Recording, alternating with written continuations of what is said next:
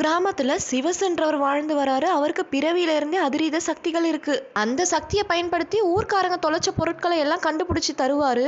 அவங்களுக்கு ஜோசியம் ஜாதகம் எல்லாம் கூட பார்த்து சொல்வாரு. இதனால ஊர் மக்கள் அவர் கூட நல்ல நட்பா இருப்பாங்க. இந்த விஷயம் ஊர்ல இருக்க பிரபுன்றவனுக்கு சுத்தமா பிடிக்கல. நானு என் அப்பா தாத்தானு இந்த ஊர்ல இத்தனை வருஷங்களா இருக்கும், எங்க மேல இல்லாத பாசம் அவன் மேல என்ன இவங்களுக்குன்னு இவனுக்கு பொறாம. எப்படியாவது சிவசு கிட்ட சக்தியும் இல்ல ஒன்னும் இல்லைன்னு ஊர் மக்களுக்கு நிரூபிக்கணும்னு நினைக்கிறான். அதனால இவனே சிவசு கிட்ட போறான்.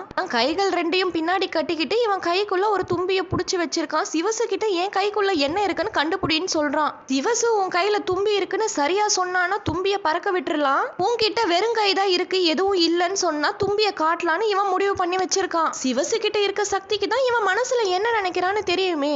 சிவசு சொல்றான், உன் மனசுல என்ன இருக்குன்னு எனக்கு தெரியும், உன் கையில இருக்க தும்பி இருக்கிறதும் இல்லாம போறதும் உன் கையில தான் இருக்குன்னு சொல்லிடுறான். சிவசு சொன்ன பதில்ல பிரபு மூக்குடைஞ்சு போயிடுறான்.